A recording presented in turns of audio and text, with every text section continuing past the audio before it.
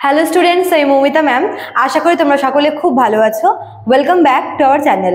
আজকে আমি তোমাদের ফোর্থ সেমিস্টার মেজর ইংলিশ থেকে তোমাদের পেপার 6-এর একটি ইম্পর্টেন্ট টপিক, যেটা হচ্ছে দ্য ইউনিভার্সিটি উইটস, এর উপরে ক্লাস নেব। তো ক্লাসটা শুরু করার আগে বলে রাখি, যারা আমাদের কাছে অনলাইনে পড়তে চাও এই সেমিস্টারেও, তারা আমাদের এখানে দেওয়া অফিসিয়াল নাম্বারে যোগাযোগ করে নিতে পারো।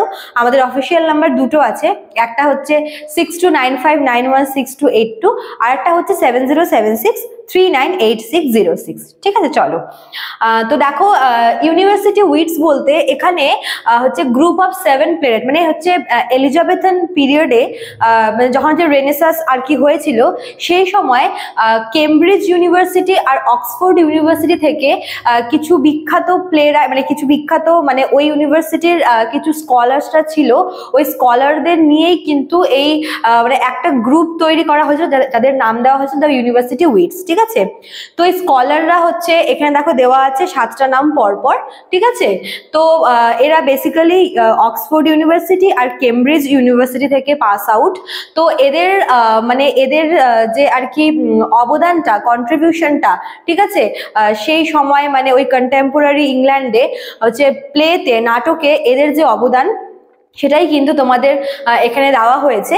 তো এখান থেকে তোমাদের দুটো ক্লাস হবে। ঠিক আছে, একটা হচ্ছে ইউনিভার্সিটি উইটস কারা কারা, এখানে ওদের লিস্টটা দিয়েছি, আর একটা হচ্ছে এদের কন্ট্রিবিউশনটা কি বা এদের ফিচার্সগুলো কি, মানে এরা নাটকে কোন কোন জিনিসগুলো ইন্ট্রোডিউস করিয়েছে। তো দেখো, যেটা শুরুতেই বললাম যে গ্রুপ অফ 7 প্লে রাইটস, 7জন, মানে রেনেসাস পিরিয়ডে 7জন আর কি স্কলার্সদের নিয়ে তৈরি করা হয়েছিল দ্য ইউনিভার্সিটি উইটস। এরা কেমব্রিজ আর অক্সফোর্ড থেকে পাস আউট ছিল, মূলত 16th সেঞ্চুরির সময়কার। তো সেই সময় নাটক জিনিসটাকে খুব, মানে যেহেতু সে মানে ইংলিশ ল্যাঙ্গুয়েজে নাটকটাকে খুব বেশি আর কি প্রভাবিত করেছিল এদের লেখা নাটকগুলি। তো আমরা এক এক করে এদেরকে জানবো। ঠিক আছে, আর এদের বিখ্যাত লেখাগুলিও পড়বো। তো প্রথমে 1 নম্বরে আছে হচ্ছে ক্রিস্টোফার মার্লো। ক্রিস্টোফার মার্লো একজন বিখ্যাত প্লে রাইট। তার লেখা একটা দুটা আর কি ড্রামা তোমাদের সিলেবাসে আছে, একটা হচ্ছে ডক্টর ফস্টাস আর একটা হচ্ছে এডওয়ার্ড দ্য সেকেন্ড। তো এখানে আমি খালি ডক্টর ফস্টাসের নামটাই লিখেছি, কারণ এটার জন্য তিনি কিন্তু মানে ওয়াইডলি রিনাউন্ড ফর। ঠিক আছে, তো ক্রিস্টোফার মার্লোর লেখা বিখ্যাত আর কি ড্রামা, যেটা হচ্ছে ডক্টর ফস্টাস, খুব ভালো একটা লেখা। ঠিক আছে, আচ্ছা, ইনি হচ্ছেন 1 নম্বর। আচ্ছা, 2 নম্বরে আছে হচ্ছে থমাস কিট। ইনিও ইউনিভার্সিটি উইটস এর এই গ্রুপের মধ্যে পড়ে।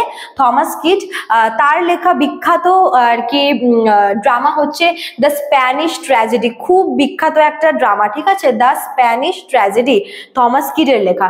তারপর দেখো 3 নম্বরে আছে হচ্ছে থমাস লজ। থমাস লজের লেখা হচ্ছে রোজালিন্ড।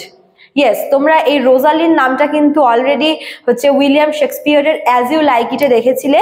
বলতে পারো যে এই রোজালিন নামটা কিন্তু সেখান থেকেই, মানে এখান থেকেই কিন্তু শেক্সপিয়ার এই নামটাকে নিয়েছিল তার ওই অ্যাজ ইউ লাইক ইট লেখাতে। ঠিক আছে, তো থমাস লজের রোজালিন্ড, এটাও খুব ভালো একটা ড্রামা।